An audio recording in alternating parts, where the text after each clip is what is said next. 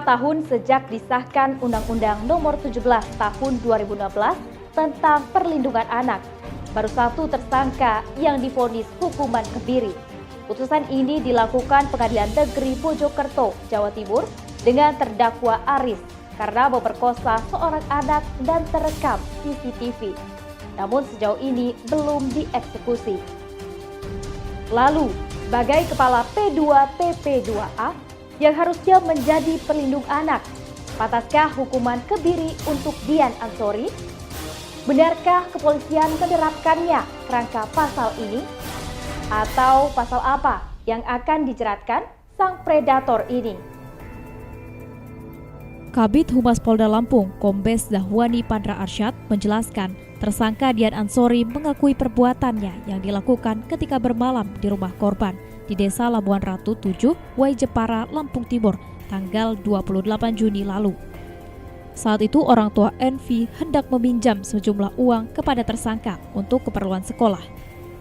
Sejauh ini, penyidik menjerat Dian Ansori dengan Undang-Undang Nomor 23 Tahun 2014 dan Undang-Undang Nomor 17 Tahun 2016 tentang penetapan peraturan pemerintah pengganti Undang-Undang Perpu 1 Tahun 2016 dengan jeratan hukuman minimal 10 tahun dan maksimal hukuman mati, bahkan bisa ditambahkan hukuman kebiri secara kimia.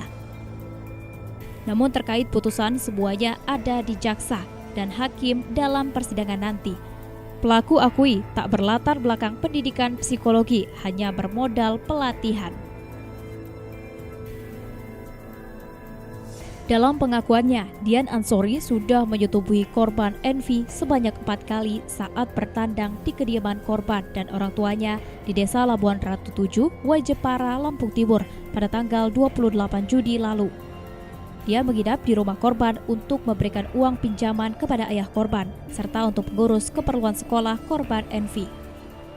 Sementara sebagai petugas P2TP2A Kabupaten Lampung Timur, dirinya telah melanggar SOP karena telah menginap di rumah korban pendampingan.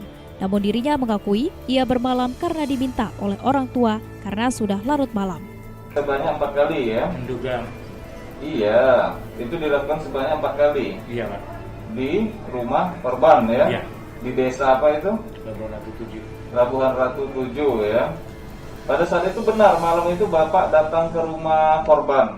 Bahwa untuk memberikan pinjaman uang dan membahas masalah sekolah. Untuk memberikan pinjaman uang? Iya, yang terjadi. Yang terjadi? Iya. Itu versi Bapak ya? Iya. Versi Bapak bahwa Bapak menginap malam itu karena diminta orang tua. Siap. Tetapi kalau berdasarkan keterangan korban, tidak. Berdasarkan keterangan korban, Bapak datang sana atas inisiatif sendiri. Pada pagi harinya sekira jam 8.30 dengan ada saksi yang melihat Bapak datang ke rumah dan saksi yang melihat Bapak keluar rumah di tanggal 29 Juni ke rumah korban. Latar belakang pendidikan atau ikut pelatihan atau seminar-seminar? Kalau pendidikan tidak, pelatihan ada. Pelatihan ada ya. Kapan itu? 2017, Perlindungan Anak Terpadu Berbasis Masyarakat, nama pelatihannya. Ya, selama ini kan kami juga sudah nangani dia pada saat dilakukan oleh korban yang sudah divonis. Juga dia mengatakan atau memberi informasi juga disetujui orang lain. Bisa dibuktikan? Sudah ada laporan polisinya? Sudah mati perkaranya? Yang sudah laporan polisi 1, Pak. 1? Iya. Terus di samping memang dia menyatakan disetujui orang yang pernah kita laporkan di proses di Polsek Labuan Ratu, juga ada tersangka-tersangka lain pada saat itu dia ungkap pada bulan Mei dan bulan Juni.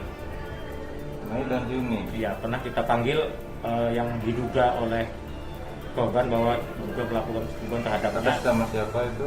Inisial D? Oh, data-datanya lengkap tapi ada di sana, Pak. Pria 51 tahun ini mengakui diangkat dalam surat tugas yang ditandatangani oleh Kepala Dinas PPA serta Ketua P2TP2A untuk bertugas dan mendampingi korban dari mulai melaporkan kejadian hingga persidangan. Ia pun hanya berbekal pelatihan, bukan berlatar pendidikan yang seharusnya. Sudah jadi rahasia umum, pasal yang akan diterapkan terhadap tersangka yang berperkara kerap berubah-ubah di tangan lembaga-lembaga penegak hukum. Terkait ini, Kejaksaan Tinggi Lampung pun bungkam. Kepala Bidang Asisten Pidana Umum Kejaksaan Tinggi Lampung, Yulefdi, tidak mau dikonfirmasi terkait perkara yang sudah membuat heboh warga Lampung. Saat ditemui Kejati di Lampung pada Kamis sore, Yulefdi terkesan tidak mau memberikan keterangan perkara ini dan meminta untuk mengkonfirmasi kepada Kasih Penkum dan asisten. Sebelumnya pada hari Rabu, Kasih Penkum Ari Wibowo sudah berkoordinasi dengan Aspidum, namun belum ada jawaban maupun data yang diberikan untuk disampaikan kepada awak media. Kasih Penkum juga mengakui sulitnya mendapatkan informasi dari Aspidum sehingga ia tidak mempunyai data yang akan disampaikan. Pada kesempatan itu, Aspidum Kejati Lampung Yulefdi terkesan tidak mau memberikan informasi. Ia hanya membenarkan surat pemberitahuan dimulainya penyelidikan sudah diterima dari Polda Lampung dan masih dalam penyelidikan. Dengan nada kesal seperti tidak mau dikonfirmasi, ia meminta untuk langsung mengkonfirmasi kepada Polda Lampung. Masih dalam penyidikan, tanya ke Polda aja. Tapi SPDP sudah masuk Pak ya?